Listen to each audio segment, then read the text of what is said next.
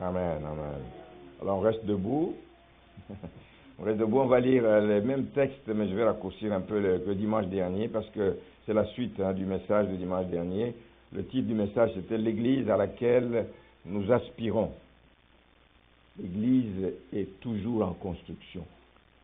Et à chaque étape, il y a des correctifs qui doivent être apportés, etc. Donc, nous aspirons à une certaine forme d'Église et nous voulons donc en parler à nouveau ce matin. Proverbe chapitre 6, à partir du verset 16, nous dit ceci. Il y a 6 choses que hait l'Éternel, et même 7 qu'il a en horreur. Les yeux hautains, la langue menteuse, les mains qui répandent le sang innocent, le cœur qui médite des projets iniques, les pieds qui se hâtent de courir au mal, le faux témoin qui dit des mensonges, et celui qui excite des querelles entre frères. Deuxième texte qu'on a lu dimanche dernier, je vais prendre juste quelques versets de Jacques, chapitre 3. Épître de Jacques, chapitre 3, à partir du verset 3.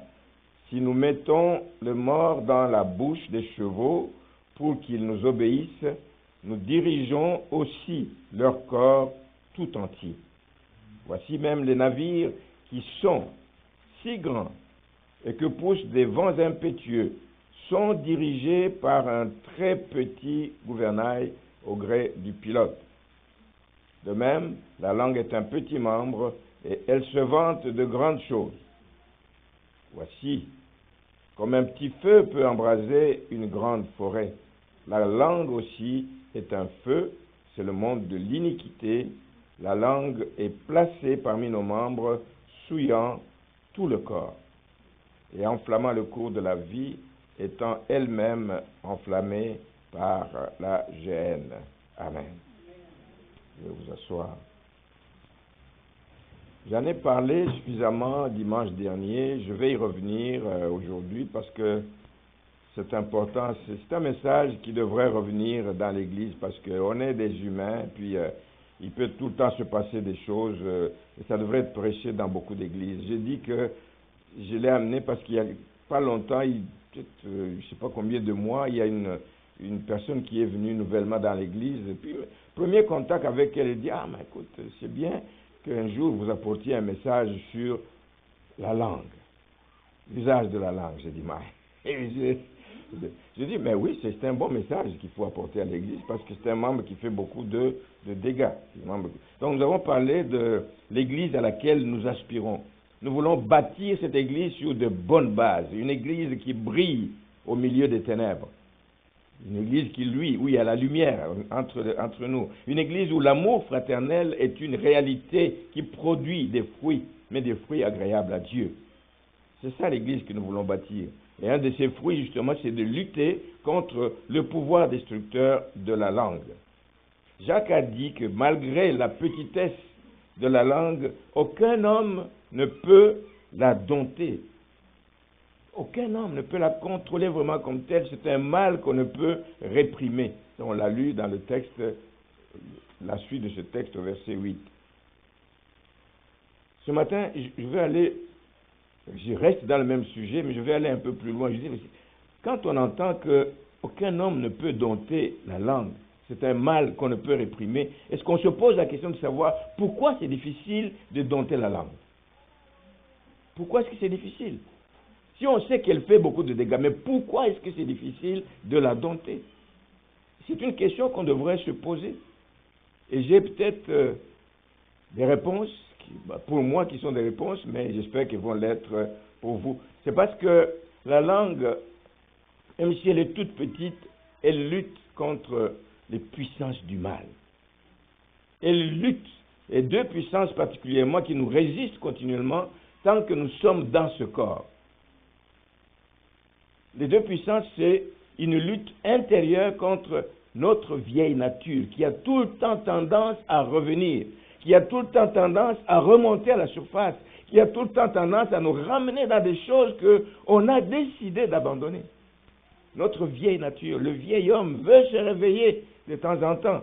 Et pourtant, par notre vieille nature, dit Éphésiens, chapitre 2, nous vivions autrefois, Éphésiens 2, 3, nous vivions autrefois selon les convoitises de notre chair. C'est des choses que nous devions abandonner. Mais c'est un combat que nous vivons, accomplissant les volontés de la chair et de nos pensées. Nous étions par nature des enfants de colère, comme tous les autres qui ne connaissent pas encore le Seigneur. C'est ce que nous étions dans le temps.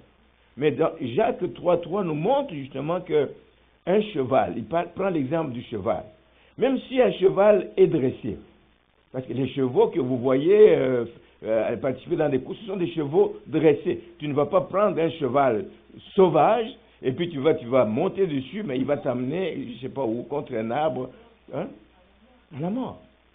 Le cheval est dressé. Et malgré le fait qu'il est dressé, on est obligé de lui mettre un mors dans la bouche pour contrôler ses mouvements, diriger ses mouvements. C'est un petit membre, mais qui peut te mener à la mort. C'est un petit membre, mais qui peut mener d'autres personnes à la mort. S'il n'est pas contrôlé. Le cheval est contrôlé par un mort. Sinon, il peut nous amener à la mort. Pourquoi? Parce que dans le cheval, il y a cette nature sauvage. Elle n'a jamais quitté le cheval. Même les chevaux les plus dressés, je regardais, il y a peut-être une semaine, je regardais à la télévision, c'était dans un cortège, il y a des chefs d'État qui veulent être précédés par des chevaux, c'est des chevaux qui sont entraînés, qui obéissent, etc. Mais à un moment donné, le cortège a été perturbé parce que le cheval ne voulait plus avancer, le cheval tournait dans tous les sens. On essayait d'utiliser même le mot, il résistait. La nature sauvage qu'il y a dans le cheval fait que le cheval n'obéit plus. La nature sauvage peut encore se manifester. Cette nature, vieille nature en nous peut encore se manifester. C'est pour ça qu'il faut continuellement dans notre vie renoncer aux forces du mal qui combattent en nous. Bien aimé, il y a des combats en permanence. Enfant de Dieu ou pas enfant de Dieu, il y a des combats en permanence. L'ennemi ne veut pas nous lâcher. L'ennemi veut que nous puissions rentrer dans nos vomissements. L'ennemi veut que nous puissions rentrer dans les voies qu'on avait déjà abandonnées. Un combat permanent. Ces forces du mal combattent en nous et nous ne pouvons arriver, nous, à les résister quand nous soumettons à Dieu. C'est Jacques qui le dit encore. Soumettez-vous à Dieu. C'est la première chose. Donc le premier exercice à faire, tu peux faire des efforts, dire je mettrai un cadenas sur ma bouche, mais tant que tu n'es pas soumis à Dieu, rien ne va se faire. Tu es capable de briser le cadenas. Alléluia. Jacques parle des passions qui combattent dans nos membres. Ce sont des compassions qui nous poussent à faire le mal. C'est des combats qu'on vit. Et ils sont à la base de toutes ces luttes et de toutes les querelles qu'il peut y avoir dans une famille, qu'il peut y avoir dans une église. Ce sont ces passions qui sont à la base de ça. Vous pouvez voir ça dans le livre de Jacques, l'épître de Jacques, au chapitre 4, le chapitre suivant. L'apôtre Paul, c'est un sujet qui est abordé par plusieurs. L'apôtre Paul, s'adressant aux Colossiens, dit au verset 8, « Mais maintenant, renoncez à toutes ces choses, renoncez à la colère, renoncez à l'animosité, à la méchanceté, à la calomnie, aux paroles déshonnêtes qui pourraient sortir de votre bouche. Renoncez à ces choses. Ne mentez pas les uns aux autres, vous étant dépouillés du vieil homme et de ses œuvres. » Ne mentez pas les uns aux autres. Ainsi donc, au verset 12, comme des élus de Dieu saints et bien-aimés, revêtez-vous d'entrailles de miséricorde. Ça, il faut le demander à Dieu. Amen. Naturellement, on n'a pas des entrailles de miséricorde. Naturellement, on veut, je disais tout à l'heure pour les disciples, on veut condamner les gens qui sont faibles. On veut condamner les gens qui se comportent d'une manière qui ne nous plaît pas. On veut tout de suite les condamner. Mais quand nous avons des entrailles de miséricorde, bien-aimés, les choses peuvent changer. Des entrailles de miséricorde, de bonté, d'humilité, de douceur et de patience. Que nous puissions être patients envers ces personnes. Mais patients, pas juste attendre, bon, on va voir jusqu'où ça va aller. Non, être patient, c'est priant pendant ce temps pour que le Seigneur touche ces personnes. Pour que ce qui dérange dans la vie de cette personne puisse quitter, puisse sortir et que cette personne puisse marcher réellement en nouveauté de vie. Comme un enfant de Dieu. Voici l'Église que nous voulons avoir. Priant les uns pour les autres. Pour que toutes ces passions mauvaises, celles qui sont à la base de luttes et de querelles, disparaissent au milieu des enfants de Dieu. Voilà ce qui va nous permettre de nous supporter les uns les autres. Quand je dis nous supporter les uns les autres, c'est parce qu'il y a de temps en temps des raisons pour lesquelles on peut se plaindre l'un de l'autre. On n'est pas parfait. Il va y avoir encore un geste, un regard, une parole, etc. Que nous puissions, bien aimés, nous supporter les uns les autres. Ça prend la grâce de Dieu. La Bible ne nous demande pas de nous taire. Et ça, je vais insister là-dessus. Je le dis souvent, en aparté, je le dis souvent quand je suis en contact avec des personnes. Je le dis, la Bible ne nous demande pas de nous taire devant tout ce qui se passe, tout ce que nous entendons, tout ce qu'on nous dit de mauvais, tout ce qui peut nous blesser. La Bible ne nous demande pas de nous taire. Patient, oui, mais je prie et il faut que j'aille vers la personne qui m'a fait du mal. Qu'elle sache qu'elle m'a fait du mal. Mais j'y vais avec amour. J'y vais avec amour. La Bible ne nous dit pas de nous taire. Au contraire, elle nous encourage à aller vers la personne concernée. Aller lui dire, mais avec amour. Tout ce qui est dit avec amour, tout ce qui est fait avec amour va porter fruit. Le Seigneur voit notre cœur et il va agir dans le cœur de la personne à qui on parle. Quand on le fait avec amour. Je lui dis en quoi la personne a mal agi. Je lui dis ce qui m'a fait mal. C'est bien mieux que de dire, bon, je supporte, et puis je commence à propager la nouvelle autour de moi. Et je commence à propager la nouvelle autour de moi. Et souvent, quand on propage, c'est dans un but malveillant. Ce n'est pas par amour qu'on propage. Si tu aimes ce frère, tu ne vas pas aller le salir. Si tu aimes cette soeur, tu ne vas pas aller la salir à l'extérieur. C'est souvent dans un but malveillant. Pour que les autres le voient, il est mauvais, elle est mauvaise. C'est pas bon. C'est pas cette église que nous voulons. Amen. Alléluia. Maman Donna, quand elle lit quelque chose, elle lit beaucoup, quand elle lit quelque chose, et elle m'en parle. Elle prend ça en note. Elle me dit, voici ce que j'ai lu aujourd'hui. Alors il y a un passage, je n'ai pas noté textuellement les mots là, mais c'est les paroles de Martin Luther, qui a dit ceci. Il dit, en rapport avec ce que je dis là, il a dit que nous rendrons compte à Dieu, je paraphrase, nous rendrons compte à Dieu pour tout ce qu'on a dit. Tout ce qu'on a dit. Mais ce qui est spécial ici, c'est que, mais aussi, nous rendrons compte pour tout ce qu'on n'a pas dit. Qu'on aurait dû dire pour aider la personne. Qu'on aurait dû dire pour éviter à la personne de tomber dans le piège de l'ennemi. Nous rendrons compte aussi pour tout ce qu'on n'a pas dit. C'est pour ça que j'ai dit, la Bible nous encourage à ne pas garder la bouche fermée, mais en fulminant à l'intérieur. Ça m'a fait mal, je vais voir la personne, je parle à la personne. Moi, c'est la liberté que j'ai. De toutes les années de ma vie chrétienne, c'est une des choses que j'ai apprises et je vais vous assurer que ça m'a beaucoup aidé. Ça m'a beaucoup aidé. Que ce soit au travail, je l'ai fait. Que ce soit au travail. Que ce soit le boss numéro 2, quand j'étais encore dans une banque en Afrique, c'était le numéro 2 de la banque, il m'a dit des choses, je me suis senti blessé. Des choses, il dit, toi, si tu n'es pas capable de te défendre par toi-même, etc., tu vas toujours faire intervenir des personnes extérieures. Dieu seul connaissait mon cœur. Je n'ai demandé à personne d'intervenir. Mais s'il y a quelqu'un qui, sachant ma condition, est allé parler, ce n'est pas mon problème. Et je dis, je n'accepte pas que vous mettiez sur mon dos des choses. Je n'accepte pas ça. Je ne sais pas d'où est venu le courage de parler sur un ton ferme devant ce numéro 2, parce qu'il pouvait me dire, mais ce garçon, il se prend pour qui, là? Il est dehors. Non. Mais je vais vous dire que depuis lors, j'ai été respecté par cet homme. Respecté. Donc ça vaut la peine. Ça vaut la peine. Prenez courage. Prenez courage. Ne cherchez pas à dire, je vais juste te raconter, mes frères, je te l'ai dit à toi seul, et puis que ça reste entre nous. Vous allez voir que ça ne marche pas, ça ne marche pas.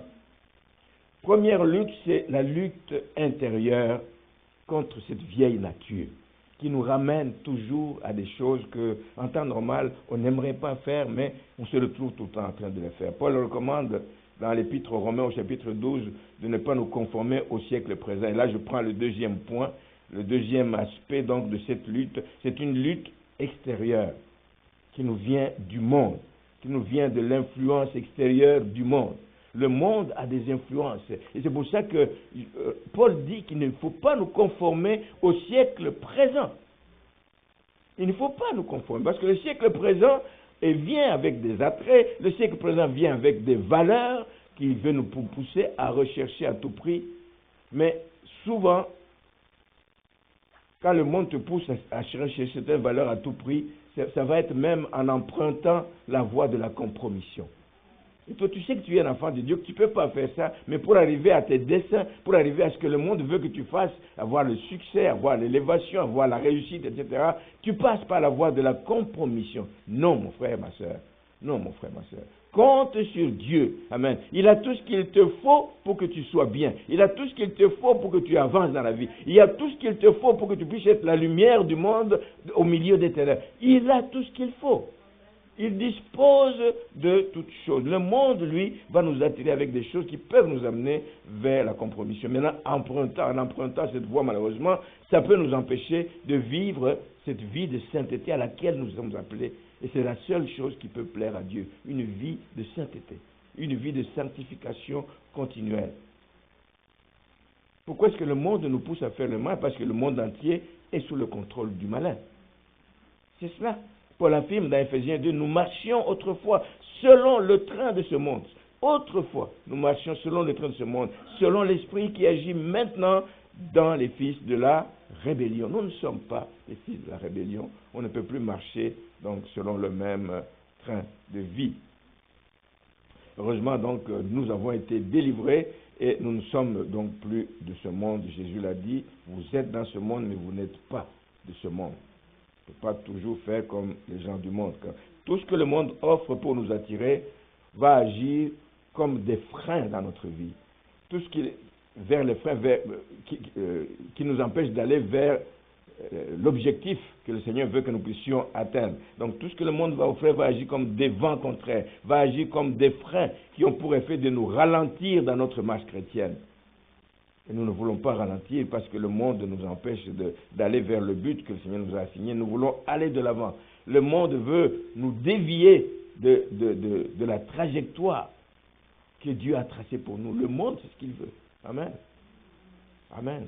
C'est pareil donc avec les soucis du monde. Les soucis de ce monde aussi agissent aussi de la même manière. Les soucis de ce monde agissent comme des épines. Dans la parabole du semeur dans Marc chapitre 4, on parle de type de semence donc d'autres terres reçoivent la semence parmi les épines. Et donc les soucis de ce monde agissent comme ces épines qui étouffent. Ça vient étouffer la croissance de la parole qui est semée dans notre cœur. C'est ça, les soucis de ce monde, ça agit comme ça, comme des épines qui étouffent la parole de Dieu et qui la rendent donc infructueuse. Quelle est la meilleure façon de faire? C'est de céder le contrôle de notre langue au Seigneur. Nous l'avons dit dimanche dernier, prions comme David qu'il mette une garde sur notre bouche. Lui seul peut le faire, parce que notre langue peut être au service du monde de l'iniquité. Jacques 3, verset 6 nous le dit. Ça veut dire que le monde peut s'exprimer par nous. Si nous laissons notre langue comme ça, que le monde l'amène où il veut, notre langue peut parler, s'exprimer et transmettre les valeurs du monde. Donc le monde peut s'exprimer par nous. Comment est-ce que le monde peut s'exprimer par nous? Chaque fois que nous rapportons le mal de quelqu'un, j'ai appris ça qui n'est pas bon dans la vie d'une personne. Chaque fois que je le rapporte, ce n'est pas une parole de bénédiction qui est sortie de ma bouche. Ça s'appelle rien d'autre que de la médisance. Médire de quelqu'un, dire du mal au sujet de quelqu'un. C'est de la médisance. C'est de la médisance. Et lorsque on dit du mal de quelqu'un, des fois on peut dire du mal de quelqu'un, on a appris, mais on a vérifié, on trouve que c'est vrai. Mais lorsqu'on n'a même pas vérifié, ça devient quoi? De la calomnie. C'est de la calomnie contre quelqu'un. Un enfant de Dieu ne peut pas se permettre cela. Donc, contrôler ce qui sort de notre bouche, la meilleure façon, c'est de céder notre bouche, que Dieu mette vraiment comme un cadenas, qu'il mette une garde sur notre bouche. Et dimanche passé, après le culte, il y a un frère qui m'a abordé. Je ne sais plus ce que j'ai dit dans le message, mais il a dit, mais tu te posais la question de savoir comment est-ce que les gens arrivent à faire du mal, trouvent plaisir à faire du mal à autrui. Il me dit, je sais pourquoi. Il dit, c'est par jalousie. Ah, j'ai réfléchi, j'ai dit, mais je pense que quelque part, ce frère a raison. C'est par jalousie. C'est par jalousie. Et je crois qu'il n'a pas tout à fait tort. Parce que lorsque on fait des affirmations sur quelqu'un sans avoir vérifié, ça on l'entend souvent. On le voit souvent. Des années durant, on le voit souvent. Ici, à l'extérieur, partout. Même quand on était en Afrique, pendant des années, ça va encore arriver. Si on n'a pas vérifié la chose, si on n'a même pas consulté la personne pour vérifier. Moi, par amour pour une personne, je dis, mais j'ai entendu des choses graves sur toi. Je viens m'enquérir de la situation. Je viens pour que, si c'est vrai, qu'on prie ensemble. Parce que ce chemin que tu as emprunté n'est pas pour la gloire de Dieu, ça va t'amener mal. Regarde les conséquences que ça va arriver. Quand tu vas voir quelqu'un dans cet esprit-là, ça va être perçu différemment. Ça va être perçu différemment. Donc, je crois que les affirmations qu'on a sur quelqu'un, qu'on ne vérifie pas, etc., ça peut cacher à ce moment-là le désir de nuire à la personne. Et je vais vous montrer que ça peut cacher le désir de prendre la place d'une autre personne. Ça se voit souvent dans le domaine professionnel, au travail. Tous ceux qui travaillent le savent. Comment il y a des combats dans les milieux professionnels, c'est généralement ce qui arrive. On veut casser l'autre pour prendre la place. Ôte-toi de là, que je m'y mette. On veut casser l'autre et on va inventer des mensonges, des choses qui n'ont pas de base. Monter même un faux dossier, comme des dossiers que les gens à l'époque de Daniel ont monté pour lui, parce que lui, il avait la faveur du roi, etc. Il fallait trouver des raisons pour que le roi puisse... Il voulait prendre la place. C'est la même chose dans le monde professionnel. On veut casser l'autre. On va monter un faux dossier pour discréditer l'autre. Ôte-toi de là, que je m'y mette. Mais on le voit aussi beaucoup dans le domaine de la politique. On le voit beaucoup dans le domaine de la politique. C'est pour ça que beaucoup de gens disent, et puis je ne sais pas s'ils ont raison, ils ont tort, vous disent que la politique, ce n'est pas fait pour les enfants de Dieu. Mais seulement, je me dis, moi, les enfants de Dieu, s'ils ne vont pas dedans, un jour, comment est-ce que leur voix va porter? Il faut que leur voix soit entendue quelque part. Mais c'est difficile. En tant que chrétien d'y aller, il faut savoir mettre des gardes autour de lui, autour de sa bouche, pour ne pas agir comme tous les autres, etc., politiciens. Dans le domaine politique, surtout dans le moment des campagnes électorales, les couteaux volent bas. Les couteaux volent vraiment bas parce qu'on attaque, au lieu d'attaquer les idées d'une personne. Parce que c'est ça. C'est un adversaire politique. Ce n'est pas un ennemi. C'est un adversaire politique. Il défend des idées contraires à celles que toi tu prônes. Attaque ces idées, mais laisse la personne. Attaque ces idées, mais laisse la personne. Attaque ces idées en donnant d'autres idées contraires qui peuvent produire des résultats meilleurs. En politique, si on faisait ça, on n'aurait pas tous des scènes incroyables, des chefs d'État entre eux. C'est incroyable. Donc, attaquer les idées défendues par un concurrent, etc., au lieu de propager de fausses informations qui vont discréditer la personne, qui vont salir son image tout simplement. Et moi, je dis souvent, c'est difficile d'être politicien, de voir comment on peut vous descendre. Vous êtes père de famille, vous avez une épouse, ou l'inverse. Vous êtes femme au foyer, vous avez un mari.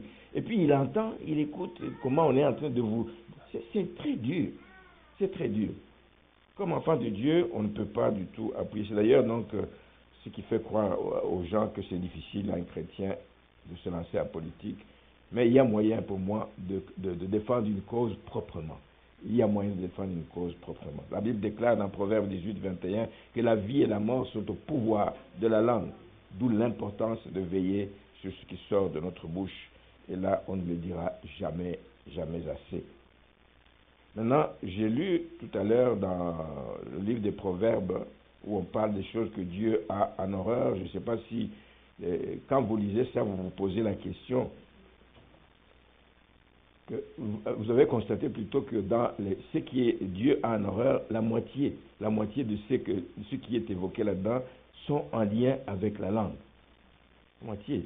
J'ai souligné ça ici. Il y a la langue menteuse, il y a des mensonges, il y a ce qui excite des querelles entre les frères, etc. C'est cela. Donc la moitié de ces choses-là sont en lien avec la langue. Et c'est pour ça que quand Paul dénonce les œuvres de la chair, il dit ceci dans Galates, verset 5, verset 20, et chapitre 5, verset 20, il cite parmi les autres, il cite les inimitiés, les querelles, les jalousies, les animosités, les disputes, les divisions, les sectes. Tous ces péchés-là ont presque tous un lien avec la langue, avec un mauvais usage de la langue. C'est important, c'est un sujet important dont on devrait parler souvent. La Bible donne des exemples, je vais passer vite dessus, donne des exemples de méfaits, les méfaits de la langue. Les méfaits de la langue quand elle n'est pas utilisée avec de bonnes intentions. Les méfaits de la langue et même les conséquences. J'ai pris 3 ou 4 exemples, des conséquences graves. Les conséquences peuvent être sur la personne qui est responsable de ses propos, mais les conséquences peuvent être sur les victimes. Les victimes de ces personnes. Il y a quelques exemples que j'ai pris rapidement. Je prends les cas des gens qui ont été victimes des propos qui sont sortis de la bouche d'autres personnes. Un cas bien connu, c'est le cas de Joseph, ce jeune homme qui a grandi, qui s'est retrouvé dans la maison de Potiphar, etc. Et hop, là, sa femme qui commençait à avoir des regards sur lui, et il invente un mensonge, et il l'accuse sans vérifier, mais elle croyait que la preuve c'était qu'elle portait l'habit, le manteau de Joseph. Mais elle l'a accusé faussement, il a oublié toute la considération. Le chef de la maison, Potiphar, a oublié toute la considération qu'il avait. Il lui avait laissé tout. Il dit, ma maison, tu t'occupes de tout, la seule chose, c'est pas toucher à ma femme. Et la femme, sans doute, le savait. Elle a dit, c'est là que je vais la voir. Paf! Sort une bombe, et puis ça a pris effet. Et la conséquence, c'est que Joseph s'est retrouvé plusieurs années en prison à cause d'une langue menteuse. À cause d'une langue menteuse. Victime. On crée des victimes, peut-être même sans le savoir. Si lui avait des enfants, Joseph, il se retrouve en prison alors que c'est lui qui était le père nourricier, c'est lui qui était plutôt celui qui nourrissait sa famille. S'il avait des enfants à ce moment-là, mais je ne sais pas ce que sa famille allait devenir. Donc, ce n'est pas lui seul qui est devenu la conséquence, mais toute la famille qui y a derrière. Les parents qui l'aidaient, etc., etc. Une autre personne qui a été victime, c'est Étienne. Étienne, un homme qui était rempli de sagesse, etc., était victime de faux témoignages. On a monté des gens pour aller raconter, de donner des faux témoignages qu'il a blasphémé contre Moïse et contre Dieu. Et puis, c'est passé en cours, il dit, un homme qui blasphème, paf, lapidé à mort. Lapidé à mort. La langue. Mais ce n'est pas seulement les autres qui sont victimes. Il y a des gens qui sont à la base des choses et ça se retourne contre eux. Vous savez comment il s'appelle, Marie, la sœur de Moïse, avec son frère, etc., ont voulu se soulever contre Moïse, etc. Ils ont commencé à parler contre Moïse dans le livre des Nombres, au chapitre 12. Ils ont voulu parler contre Moïse. Ils disent, d'ailleurs, mais Dieu ne parle pas que par lui, il parle par nous aussi. Ils ont commencé à critiquer Moïse parce qu'il a épousé une femme éthiopienne, etc. La conséquence a été grave. Dieu n'était pas d'accord. Moïse n'est pas n'importe qui. Je parle avec lui bouche à bouche. Bouche à bouche. J'allais parler en lingala. Il dit, c'est mon chum, c'est mon ami. Il est à moi, lui ne touche pas à mon oin. La conséquence, ça a été la lèpre. La lèpre, ça aurait pu durer toute la vie, mais ça a duré 7 jours sur l'intercession de Moïse. 7 jours, et puis elle a récupéré. Mais ça a été une leçon. Ça a été une leçon pour d'autres personnes. On a aussi un cas de lèpre, mais qui, lui, a été à vie. C'est un serviteur de Élysée. Quand Naaman est arrivé là-bas, plongé dans les eaux et tout, mais il voit que Naaman veut offrir des biens, il est riche, reconnaissant, il veut offrir des biens à son maître. Le maître refuse, il dit, mais comment ça? Mais si lui, là, moi aussi je vais avoir. Il dit non. Et puis il profite que Naaman s'en va, il a suivi par d'autres voies, sans rien dire à son maître. Et il va lui dire, ah, mais je suis envoyé par mon maître pour aider les gens, donnez-nous un peu de... Et il a donné des biens, il est revenu, il est allé cacher ça. Et puis il est allé prétendre qu'il n'a rien fait de mal, il n'a rien fait de mal. Des déclarations mensongères, d'abord à Naaman, pour un intérêt matériel. Lui fut frappé de la lèpre. Lui et sa postérité ont été frappés de la lèpre. Conséquences graves. Le dernier, c'est Ananias et Saphira. Des cas qui sautent aux yeux.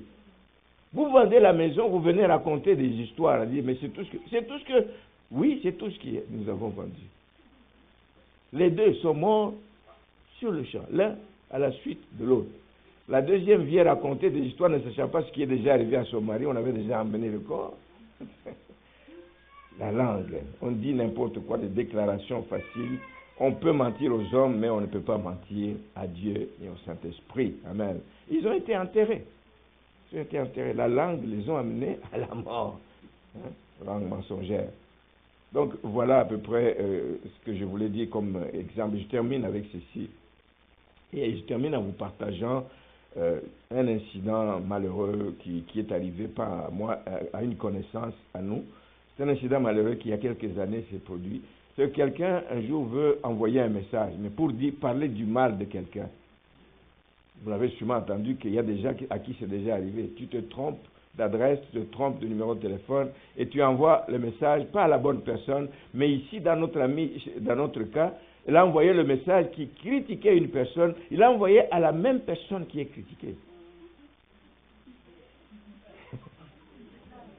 Moi, je vous laisse là-dessus. Vous dites, quelle mine, parce que la personne qui critique fait partie de ses relations. Donc, ils se connaissent, ils se fréquentent. Quand il voit les messages, il dit, est-ce que je rêve, je me trompe, est-ce que c'est vrai? La voix, je reconnais, c'est la voix de tel. Comment est-ce qu'il peut être mal à l'aise devant une telle situation? Qu'est-ce que la personne peut avoir ressenti? Parce que cette victime-là faisait partie de ses relations. Et je veux qu'on en tire une leçon pour notre vie. Nous avons vraiment à apprendre beaucoup des erreurs que d'autres personnes ont commises. C'est que parfois, et souvent c'est ce qui arrive, quand on est dans un milieu, on se dit, ici je suis dans un milieu sûr, ici. D'abord, il n'y a personne, il n'y a pas d'enfant, c'est un ami, c'est un proche, c'est un ami, je peux lui parler en toute liberté, je me sens protégé. Si mon ami ne va pas me trahir, je peux parler, je peux m'exprimer, je peux sortir de mauvaises paroles, mais des mauvaises paroles que tu n'es pas prêt à assumer ou à répéter à l'extérieur auprès d'autres, là où d'autres personnes entendent. Non, dans ce milieu-là, moi je suis à l'aise, je vais le faire. Mais, Dieu entend tout. Dieu voit tout. Même le monde dit que les murs ont des oreilles. Tu crois avoir pris toutes les dispositions.